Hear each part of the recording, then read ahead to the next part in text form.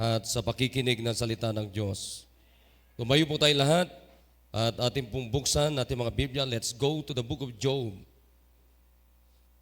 Job chapter number 36. Alam nyo dito, mukhang dito nagsisiksikan kayo dito. Dito marami pa mga bakanting upuan dito. Sirs, ano nyo, para hindi sila magkukwento-kwentuhan dyan, lalo na pagka hindi katabi yung Sunday school teacher. Dito, ang dami mga bakante dito. Katulad yan, ikaw hindi ka nakikinig. Dapat may Bible ka na hawak, hindi ka nakikinig. Papuhin mo nga dito sa harapan yan, si King King. Hindi nakikinig Iba yung binubuklat niya Hindi ko alam kung ano binubuklat niya. Ano nyo nga yan, Brad? Dapat dito paupuin dito. Ikaw, Belte, umalis ka dyan. Doon ka umupo sa may, sino nakupo dyan? Sa may TV. Hindi, wag. Doon paupuin. Sa may tabi ni, si Banaw. Yan. Ito. GR. Yan. Kasi pianist ka, huwag ka nang sumiksik doon. Sige. Pwede ba dito paupuin natin yung mga paupuan, yung mga upuan dito sa may gilid, tabi dito. Sirs? Pwede ba? Tsaka dyan sa answers table, siguro dapat isa lang ang tao dyan para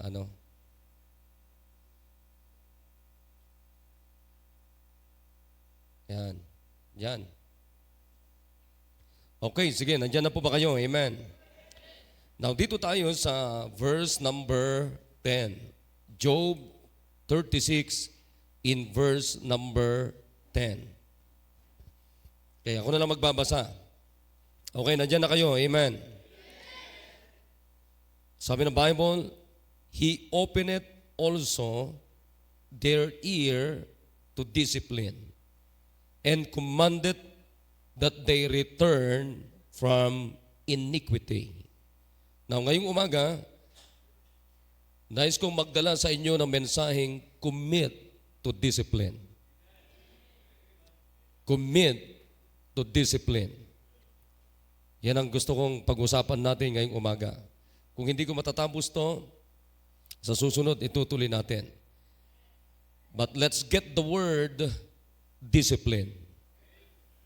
Alam nyo ba na marami mga tao ngayon, wala na pong disiplina? Nakikinig ba kayo lahat, mga kapatid? Napakarami po mga tao walang disiplina. Yan po ang pag-uusapan natin. Let's pray. Everybody bow your heads and let us pray. Dakilang Diyos, kami po ay lumalapit po sa inyo, sa inyong banal na trono. And please help us, O God, to understand your words, O God. At kung meron po kayong nakikita na masusumpungan, Panginoon, na nakasalanan sa aming mga puso at isip, kami po, Panginoon, na humingi po ng tawad, Panginoon. Meron kami mga bisita, Panginoon. Iligtas niyo po sila.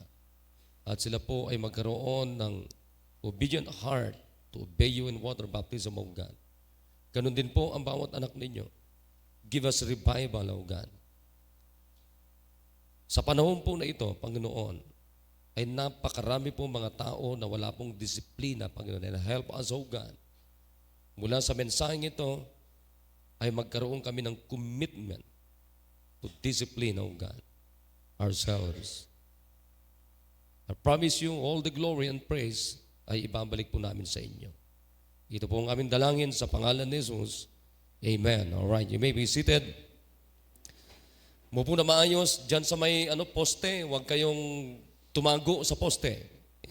May nakatago sa poste. Medyo gumanong kayo. Hindi ko kayo nakikita. Ayan. Sige pa, konti pa. Dito rin, baka may nakatago dyan. At kung medyo pangit, magtago na lang. Hindi, nagbibiro lang ako. Alright. Okay, so I hope everybody's ready now in hearing the preaching of the Word of God this morning. Amen? Nang pag-uusapan natin ay gusto kong kunin natin yung word na discipline. Now, let me give you simple background about dito sa binasa natin, mga kapatid. Dito sa binasa natin, makikita niyo po dito, ito po ay sagot ni Elihu sa conversation nila, Job, with his friends. And Elihu, ang ibig sabihin niyan, yung kanyang pangalan is my God. At ito pong si Elihu is one of the disputants in the book of Job. Anong ibig sabihin ng disputants? Nakikipagdebate. Kadebate nila eh. He is a young man who, having listened in silence to the arguments of Job and his friends. He is the younger. Siya yung youngest sa kanila. And is moved to prolong the discussion, and from his more just views of truth, set both parties right. So gusto ko lang at least mayroon tayong background para makilala natin itong si Elihu. Isa po siya sa mga nakikipagdebate with the friends of Job. At ang pinagdidebatihan nila, mga kapatid, yung pong nangyari kay Job. We know who is Job. Nakikinig tayo? May preaching ako kamakailan lang dito. Kung ating kikilalanin itong si Job, mga kapatid, he is a just man. Nakikinig tayo? He is, sabi nga ng Bible, mga kapatid, Job, he is a perfect, he is a perfect man. He is an upright. He feared God and eschewed evil. Amen? At sabi na Biblia, meron siyang a very great household. Isang taong matuwid. Pero mga kapatid, dumating sa punto sa kanyang buhay na nakaranas siya na hindi niya inaasahan na maranasan, sapagkat lahat ng ari-arian niya, lahat ng mga possessions niya, lahat ng yung 10 anak niya, lahat yon namatay. Magkakasunod yun, magkakasabay yun, lahat, nawala lahat yun. Pero, nakita naman natin kung paano nanindigan si Job. So yun ang pinagdidebatihan nila. Bakit nakaranas siya ng ganito, ganyan-ganyan? Alam niyo mga kapatid, kung Kristiyano ka man, hindi, tandaan ninyo, ang problema ay walang exempted sa atin. Naniniwala ba kayo dyan? Na kahit anak ka ng Diyos, may problema ka pa rin. Kahit hindi ka anak ng Diyos, may problema ka pa rin. O yan, nagsisimba ka, makakaranas ka pa rin ng problema. Ang lamang lang natin, tayong mga may salita ng Diyos, mga anak ng Diyos, ang lamang natin, pag maninindigan tayo sa salita ng Diyos, katulad ng paninindigan ni Job, mga kapatid, naniniwala ako na katulad ng ginawa ng Diyos kay Job, ibinalik niya doble yung nawala kay Job. See that? Amen? So yun ang lamang natin kung maninindigan tayo. But I believe, mga kapatid, na itong si Job, he is a well-disciplined man. Kung meron mang isang lalaki, isang kilala natin na Bible character, mga kapatid, sa buong Biblia, ng disiplinadong lalaki, walang iba kundi si Job. Agree ba kayo, mga kapatid? Na itong si Job ay talagang disiplinado na lalaki ito. Bagamat maaring hindi naman tumutukoy sa kanya, pinupunto ni Elihu, pero naniniwala ako, mga kapatid, that Job was a man of discipline. Job was a man of discipline. Do you hear me? Do you hear me? Amen. Job was a man of discipline. Unlike Job, mga kapatid. Biro mo, nawala na yung mga anak niya, nawala na yung ari-arian niya, pero makita nyo, pinili pa rin niya na magkaroon ng integridad sa mata ng Diyos. Amen?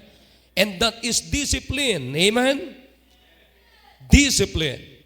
Kaya, yan din po ang kailangan natin, magkaroon tayo ng tinatawag na discipline. Let us learn from now on, mga kapatid.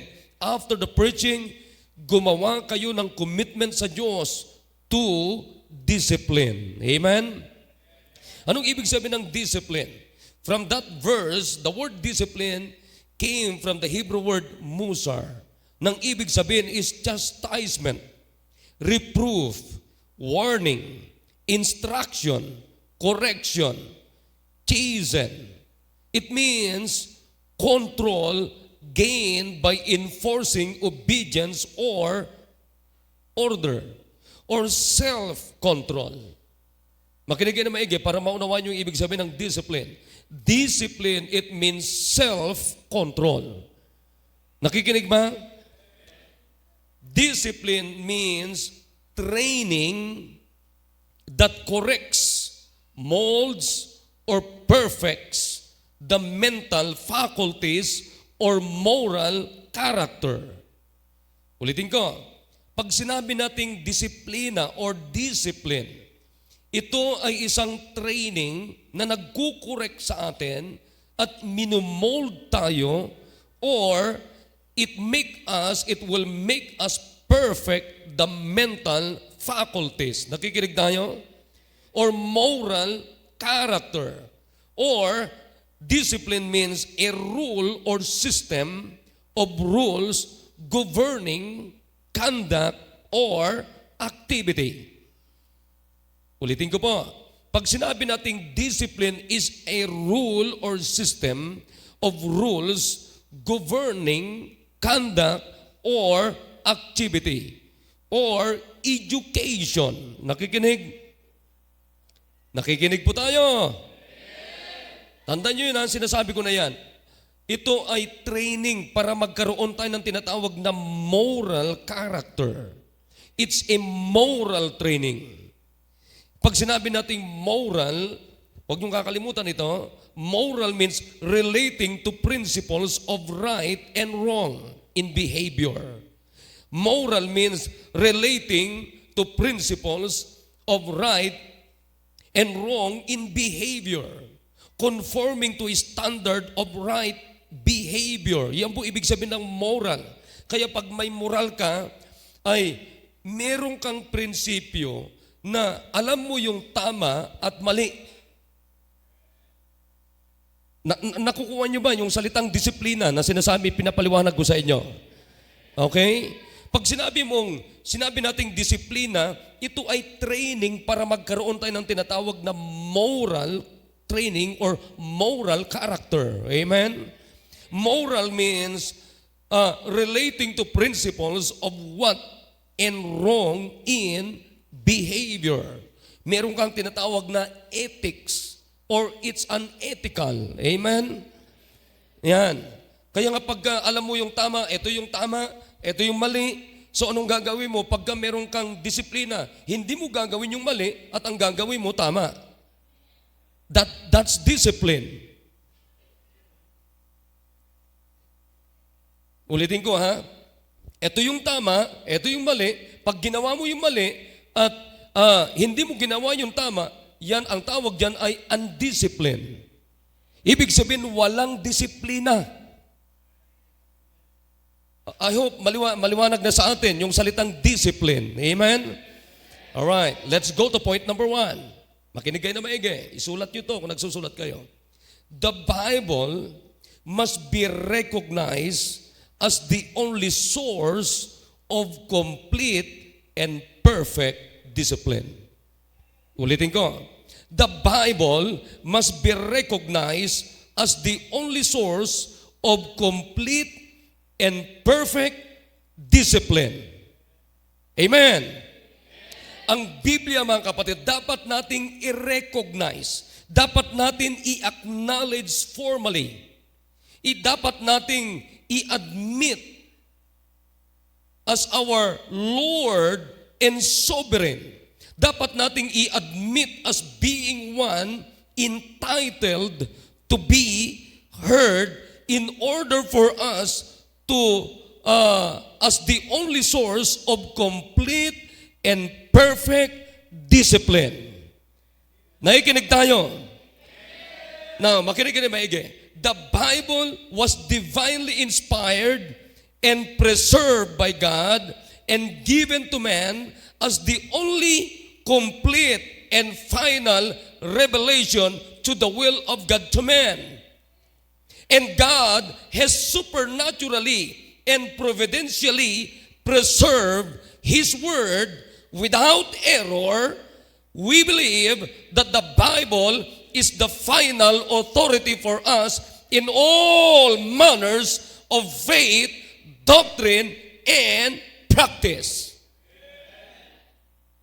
Ang Biblia, nais ko malaman ninyo mga kapatid, dapat nating matutunan na tanggapin, i-acknowledge natin siya that the Bible is the only source of complete and perfect discipline to every individual person in the world.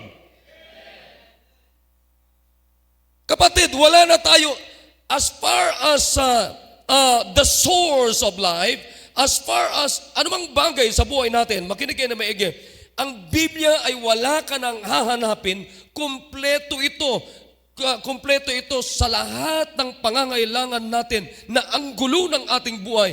The Bible is complete. The Bible is complete. It is our the final authority for us in all manners of faith, doctrine, and conduct, and lahat po mga kapatid, ng kailangan natin sa buhay natin araw-araw, wala ka nang hahanapin sapagkat nandito na sa loob ng Bibliang ito.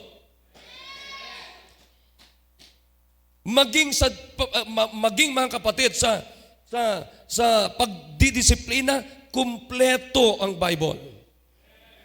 Sabi ng Bible dito, tinan nyo na maigi. Psalms 19 verse number 7. Ano nakalagay dyan? The law of the Lord is perfect. Amen! The law of the Lord is perfect.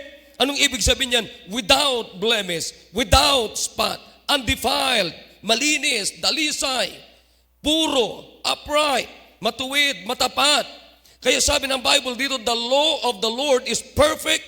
Anong ginagawa niya? Converting the soul. Binabago niya yung ating kaluluwa. Binabago niya yung ating kaloob-looban. The testimony of the Lord is sure, making wise the simple.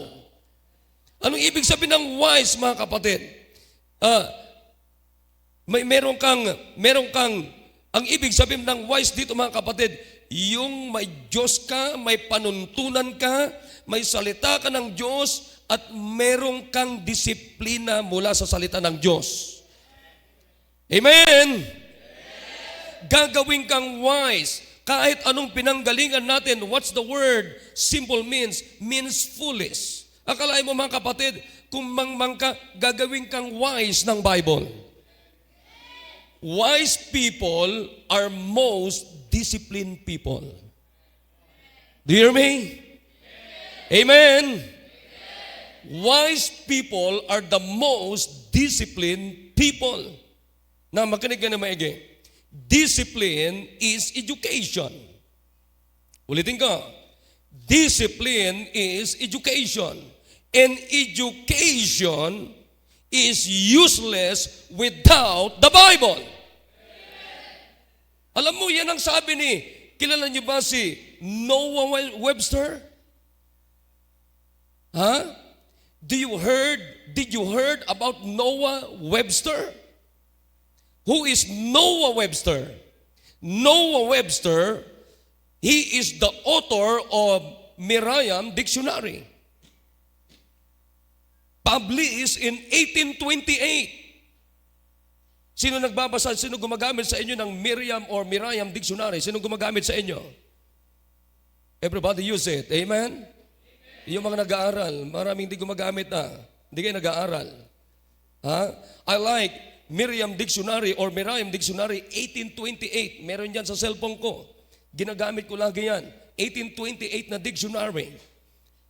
Kilala nyo ba? Siya yung may gawa niyan. The father, Noah Webster, the father of American scholarship and education.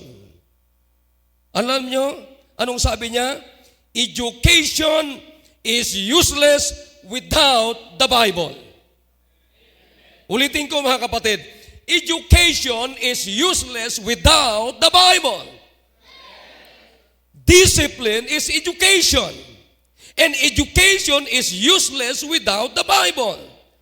Noah Webster, the Bible was the America's basic textbook in all fields. God's Word contained in the Bible has furnished all necessary rules and discipline to direct our conduct. Kapatid, wala nang mas maganda na mag-direct, mga kapatid, at source ng ating discipline kundi ang Bible. Kaya sasabihin ko sa inyo mga kapatid, walang kwenta ang ating disiplina kundi hindi Bible ang siyang source natin. Come on, amen. Kaya nga sasabihin ko sa inyo mga kapatid, tingnan nyo ngayon, mamaya, isa-isahin natin na maigi yan. So tandaan nyo yan. Anong ibig sabihin ng discipline? Discipline is education. Nakikinig tayo? Nang di nyo ba alam, every time we come to church, anong ginagawa sa atin? Ini-educate tayo dito. I'm not giving you another name of religion, but I'm always giving you the education of the Bible. Bible education is the highest education on earth. Amen. Hindi nyo ba alam mga kapatid? Kaya nga sabi ni Webster, ano sabi niya? Education without the Bible is a useless education. Because the Bible is the highest education in the world. Kaya nga makita nyo, alam nyo, kahit na may posisyon ka sa gobyerno, kung pangit ang ugali mo, kapatid, that's useless. Kahit na pulis ka, kahit na star rank ang ranko mo, kahit anong ranko mo dito, kahit anong position mo dito, kapatid, kung masama ang kalooban mo, masamang pag-uugali mo, ibig sabihin wala kang disiplina, it's useless. Everything is useless.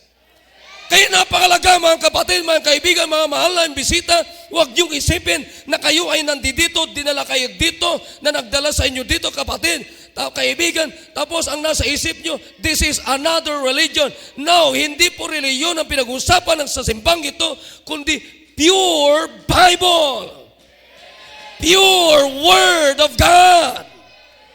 And the Word of God is the only source and complete discipline for every individual. Kaya makita nyo, pag wala kang alam tungkol sa Bible, wala kang disiplina.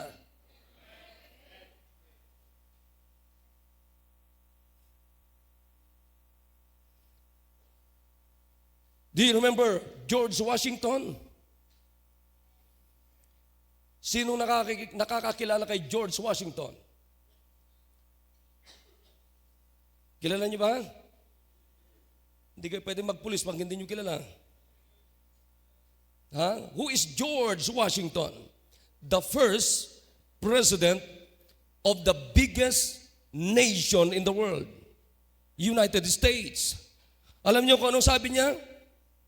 First president of the United States of America, it is impossible to rightly govern the world without the Bible. Without God and the Bible. Anong sabi niya? Pinakamalaking presidente ng pinakamalaking bansa sa buong mundo. Anong sabi niya? Imposible na pamunuhan ng tama ang mundo kung walang Diyos at Biblia. Kapatid, ibig sabihin, imposible na titino ang isang tao, kapatid, kung walang Biblia.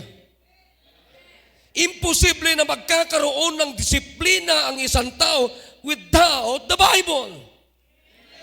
Kaya nga sasabihin ko sa inyo, ang the only source of our perfect and complete discipline is the Bible. The Bible has the complete, best, and perfect Discipline for the home or in the home, government, and the church. Amen. Tingnan mo, gusto mo ng disiplina sa tahanan? Meron tayong Bible. Ha? Tingnan nyo to. Anong sabi ng Bible dito? Let's go to Ephesians. Let's go to Ephesians chapter 6. Tingnan nyo, ano sabi ng Bible dito? Come on, everybody read. Read with me. Verse number 1. Ano nakalagay dyan? Ephesians chapter 6, verse number 1. Come on, read with me. Children, obey your parents in the Lord, for this is what? Right. Verse 2, honor thy father and mother, which is the first commandment with promise, that it may be well with thee, and thou mayest live long on the earth. And ye, fathers, provoke not your children to wrath, but bring them up in the nurture. It means discipline. Amen? And admonition, it means discipline. Of the Lord. Kapatid, kumpletong Bible. Tingnan nyo yung ngayon. Lalo na ngayon. Alam nyo ba? Na napakaraming mga anak, mga bata, mga young people na walang disiplina. They do not know how to respect their parents. They do not know how to honor their parents. They do not know how to obey their parents. Sino may cellphone sa inyo? May cellphone mo? Makinig kayo.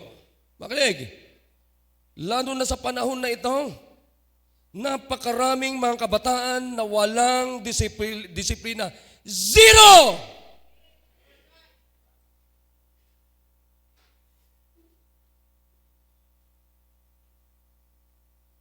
Sinong mga kabataan dito na merong cellphone?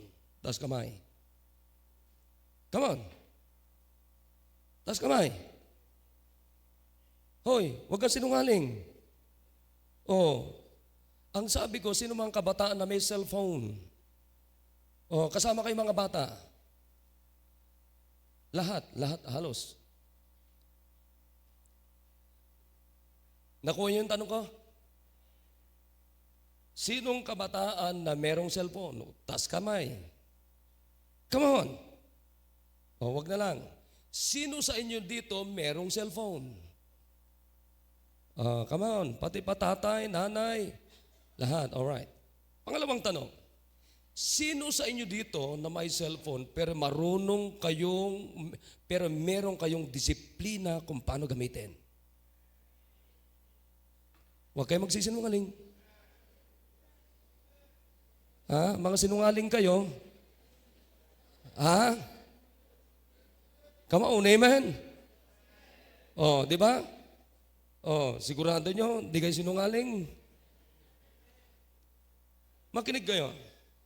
Sino man ang may cellphone, pero wala kang disiplina kung paano gamitin, nakakaawa. Kumakain, nagsiselfone.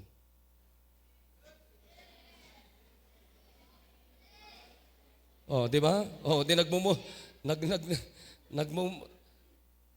agdaydayamudom kayo. Nagmumurmur na kayo. Biro mo, tira mo dapat pagka kumakain ang isang pamilya, ayan. Oh, ito yung table. Kakainan kayo. Yan yung tatay, nandyan yung nanay, nandyan yung kainan. Ang pinakamaganda, patayin nyo muna yung mga cellphones ninyo.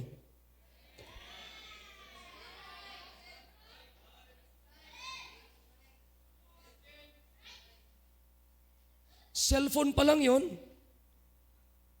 Pero marami sa atin walang disiplina. Nagigets nyo ba ako? Kumakain ng pamilya, wala stick na buhay. Lahat nagdudot-dot ng cellphone. Ang pinakamaganda, kunin mo yung martilyo mo muna yung cellphone mo. Alam mo pinakamaganda? off your cell phone, and while eating, why not fellowship with your family?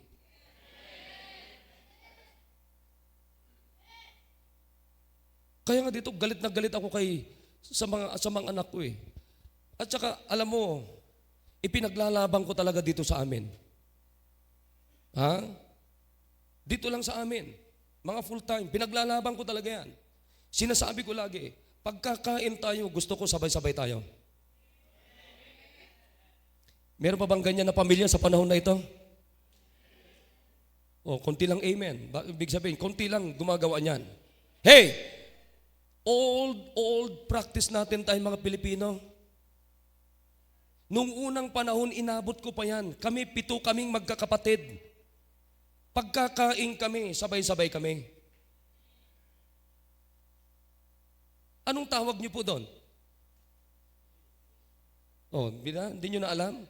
Si Brad Edgar lang nakakaalam. Alam niyo ba na ang tawag din doon, disiplina? Dito, meron kaming batingting dyan. Pag nagbatingting, magmimisa na po si Brother Mark.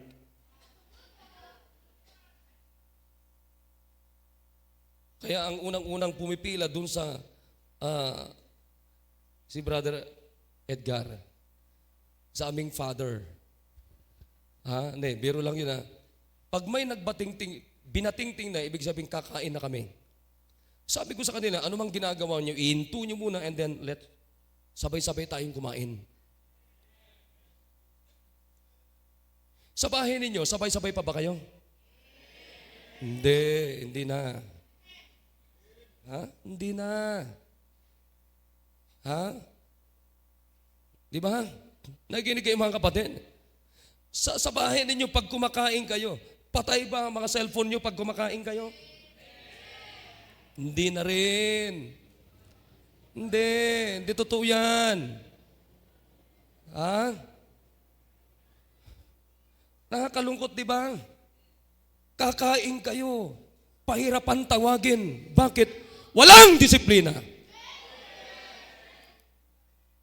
Kakain kayo, yan na lang sana ang pagkakataon nyo to fellowship as family.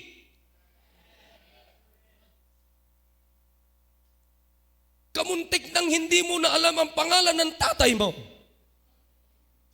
Pero alam mo pasikot-sikot ng cellphone mo. Makinig kayo mga kabataan. How much do you spend time with this rather than to fellowship with your parents?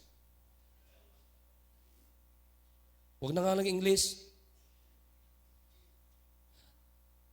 Ilang oras, minutos ang ginugugol mo dito sa cellphone na ito sa paggugugol mo sa pagkikipag-fellowship sa mga magulang mo. Mga salbahing mga kabataan na gumagawa niyan. Makinig kayo. Kayong mga gumagawa niyan, mas marami kayong oras sa barkada, mas marami kayong oras sa cellphone ninyo, mas marami kayong oras sa ibang bagay kaysa Diyos, kaysa parents ninyo. And this is for you. Wala kang disiplina.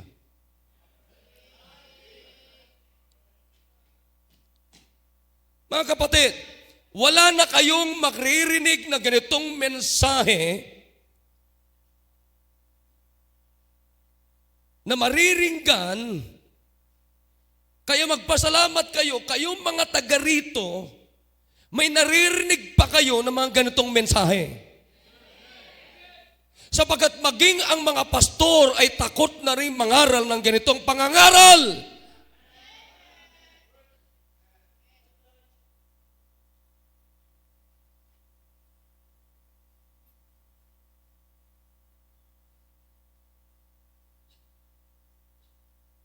Makinig kayo. If you don't teach your child discipline, you are preparing him poorly for life. Ulitin ko. If you don't teach your child discipline, you are preparing him poorly for life. Kayo mga magulang na hindi nyo tinitrain,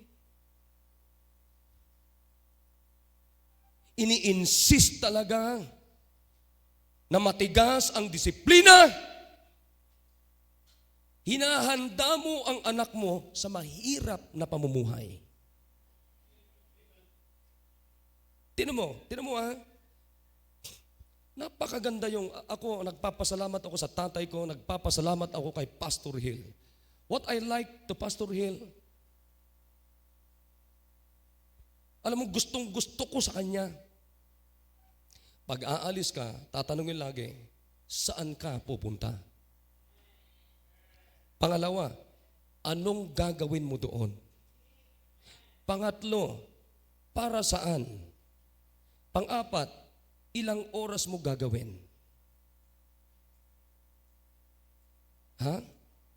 Ngayon, kapatid, tinan niyo mga magulang. Makinig kayo mga magulang. How your children, how they are so wicked. Ha? Pag galing ng school, sino kayo mga estudyante na pag galing ng school, uuwihan sa bahay on time? Pag uwi sa bahay, maglilinis yan, magluluto yan, mag-iigib yan, kung iniigib ang tubig, maglalaba yan. Pagdating ni tatay, ni nanay, galing sa trabaho, kung working sila, pagdating nila, si tatay nakahanda na yung tubig na pampaligo, kung naliligo, at nakahanda na rin yung omega painkiller pang masahe sa paa. At si nanay, kung may anak na babae, lalaki ba, si nanay pagdating, nakalaban na yung mga anak galing sa school, wala sa barkada, wala sa lakwatyahan, wala sa basketballan, wala kung saan-saan. Makita mo pagdating ni tatay, pagdating ni nanay, sa loob ng tahanan ay malinis. Bakit? Sapagkat ang mga kabataan sa loob ng tahanan na yan is well-disciplined. Sinong gumagawa niyan?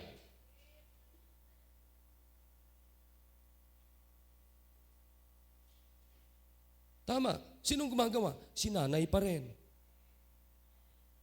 Bakit? Kasi yung anak, dumiretso sa ibang bahay. Tama-tama, nandito si Brother Val. Brother Val, kung merong dumediretso sa bahay mo na nakikutulog, ang gawin mo, hampasin mo ng 2x2. Makinig kayo. Kayong mga kabataan na mahilig kayong makitulog sa ibang tahanan,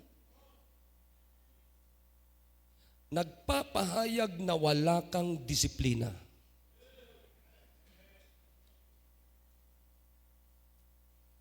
Ha? Nakikinig kayo mga kapatid? Nakikinig tayo? Ha? Ang bira. Ngayon wala na. At saka ngayon mga kapatid, makinig kayo na maiging ngayon. Ngayon,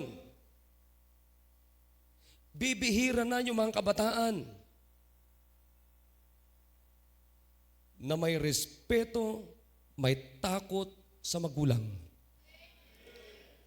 Sapagkat mas marami na pong mga kabataan na takot ang kanilang magulang sa kanila. Sino man mga kabataan dito na takot sa inyo ang mga magulang nyo? Parents, pwede bang patirahin mo dito yung anak mo at i-firing squad ko yan? Ha? I would encourage you parents, dito nyo muna patirahin habang summer ang anak ninyo. Pero please, magdala ka ng 2 kabang bigas. Dito nyo muna patirahin.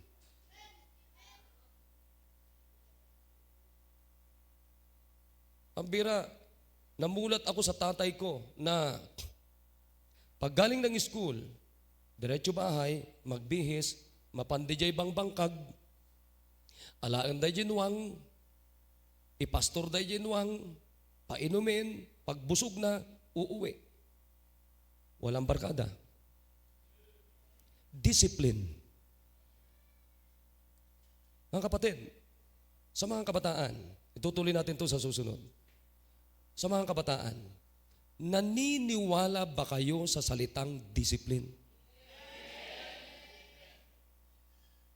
Sa mga magulang, naniniwala ba kayo sa salitang discipline?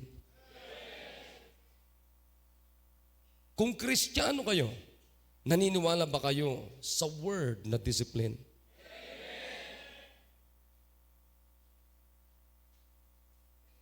Makinig. Naniniwala ba kayo na yung pagsisimba ng tamang oras, disiplina yon? Naniniwala ba kayo na pag lagi kayong late na pumunta ng simbahan, walang disiplina yon? So why change? Naniniwala ba kayo mga kapatid na yung bumalik ng hapon ay, na magsimba ay disiplina rin yon? Naniniwala ba kayo na hindi kayo bumabalik ng hapon walang disiplina? You're correct. You're right. Oh, tapos nakasimangot kayo sa akin ngayon. Sabi ko sa inyo, akala ko ba naniniwala kayo sa discipline? Totoo yung mga kapatid. Ano sabi ng Diyos? Huwag ipagpapaliban ang araw ng pagtitipon. That's discipline. Come on, amen? Sabi ko sa inyo, if you don't teach your child ng discipline, you are preparing them for a poor life. I hope nagkakaunawan tayo mga kapatid. Once you have commitment, you need that discipline to get you there. Naunawan natin? Ang Bible kompleto. Pagdating sa pagtitrain sa anak, train up a child in the way he should go, and when he is old, he will not depart from it. That's discipline. Pagdating sa mag-asawa, sabi ng Biblia, wives, submit yourselves unto your own husbands as unto the Lord. Anong tawag diyan? Discipline. Wives, nakikinig kayo sa akin? Wives, nakikinig kayo? Are you going to submit to your husband? O, kukunti lang, may disiplina na nanay. Husbands, love your wives. Even as Christ also loved the church and himself for it. And gave himself for it. That's discipline. Amen? Kaya kahit na gaano na kayo katagal nagsasama, ano ang utos pa rin sa husband sa kanyang wife? Love. Amen? O, meron tayong bagong mag-asawa ito. Ilang Martes, Miyerkules, Huwebes, Biyernes, Sabado, 5 days lang. O samantalang yung iba sa inyo dito ay 50 years na kayong kasal. Question, nandoon pa ba yung love? Nandoon pa ba yung submission? Alam mo kung nagpapasakop ka after 50 years, nagpapasakop ka after 20 years, mahal mo pa rin siya after 20 years, that's discipline. Come on, amen? Sana si Brother Julius ay gaano man siya, abutan man sila ng 60 years ni Judilyn ay ganun pa rin niya kamahal. Katulad ng 5 days na pagmamahal niya. I hope nakikinig tayo, amen? Mga kapatid, kailangan natin ng Bible discipline. Nakikinig kayo? Bible discipline.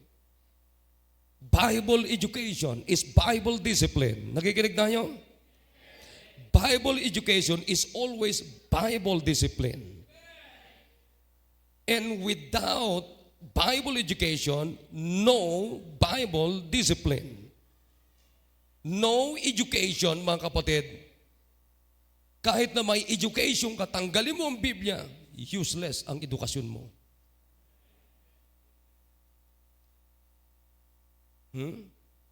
Cellphone pa lang yung binanggit ko sa inyo. Di ba napakaganda pag kumakain kayo? Bago tayo magtapos, diyan si tatay, diyan si nanay, diyan yung mga anak, walang cellphone, nag-uusap kayo.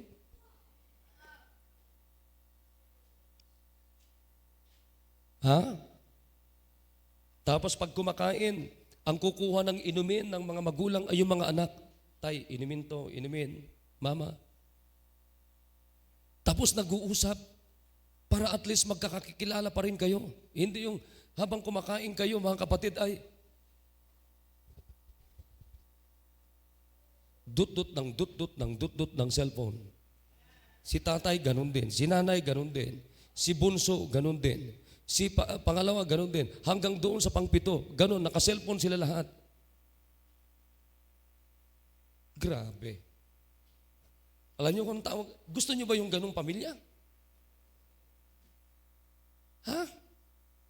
Kahit nga pagdating dyan kumakain kayo, grupo nyo, patayin nyo muna yung cellphone nyo. And then, you fellowship each other. You talk each other. Amen.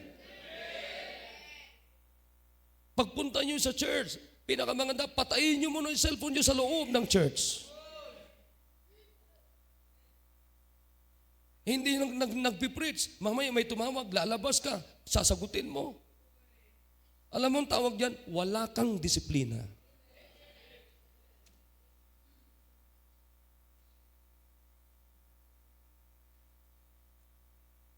Ako nga sa totoo lang, I'm sorry pero ginagawa ko talaga yan. Bago ka matulog, patayin ko na yan. Patayin ko yan. Matutulog na Ha? Nakikinig tayo mga kapatid. Now ngayon, gumawa tayo ng commitment ngayon na magkaroon ng disiplina. Why not commit yourself? Nasasabi mo sa sarili mo, I want discipline. Nakikinig mga kapatid, marami pa tayong pag-usapan. Maging sa pag-aasawa, sa susunod ko tatalakayin yon. Alam niyo ba na marami mga balasubas na kabataan pagdating sa courting, pag-aasawa? Nakikinig kayo mga kapatid? Hindi ko mo may gusto sa iyo yan. Hindi ko mo na nagsasabi sa iyo, ay, ang pogi mo. Ang ganda mo. Alam niyo, yung iba hindi marunong. Pag sinabihan ka na, alam mo, ganda mo. Ano sasabihin mo? Thank you. Diba? Hindi yung pa-cute ka na ng pa-cute. Hindi ibig sabihin na nagsabi sa'yo na maganda ka, gwapo ka, may gusto na. Halos lahat, ganun ang ibig sabihin. Pag sinabihan ka ng gwapo, aba, ang pakiramdam mo, gusto ko na Ang tamang sagot doon, pag sinabihan ka na, alam mo, ang ganda ng suot mo, saan sasagot mo? Thank you. Ha? O pag sinabi, oy, ang gwapo naman, Brother Agatep, ang pogi mo. Ang gusto ko medyo matangkad na medyo ala Cesar Montano ang kutis.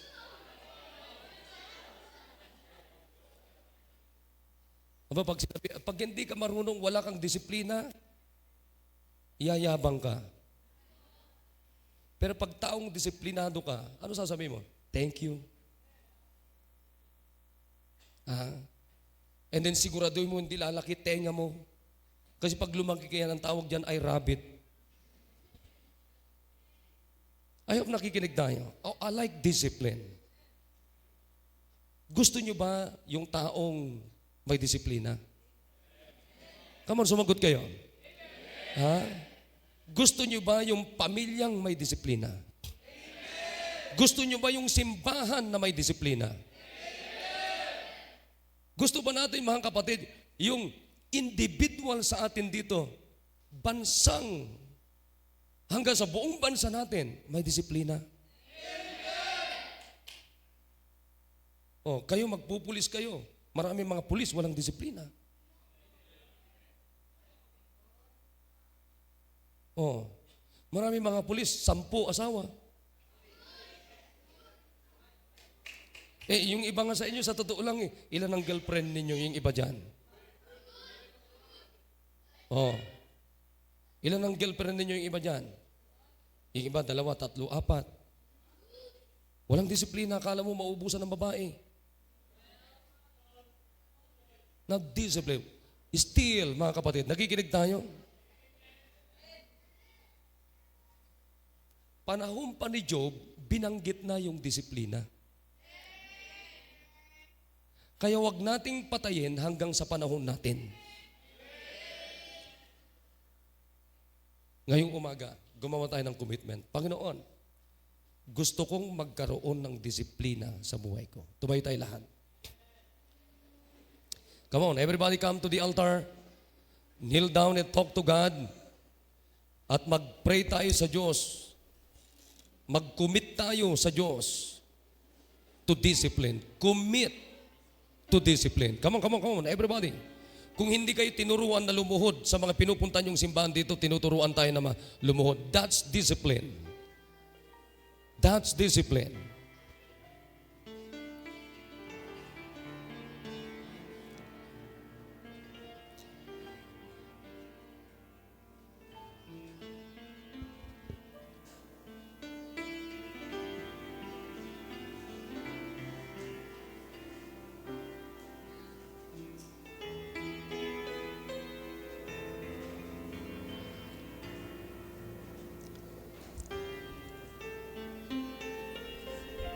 Come on. Everybody pray.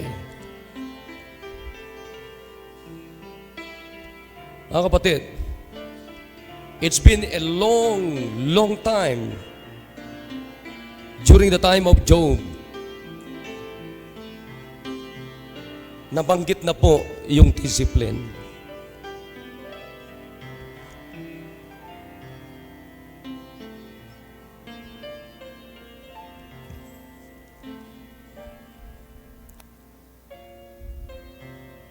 At ang pinaka-source ng kumpletong disiplina sa pamilya, sa simbahan, sa gobyerno, sa lahat ng anggulo ng buhay natin, the Bible has the complete discipline. Kaya ngayon, gawin natin, mag-commit tayo na magkaroon ng disiplina.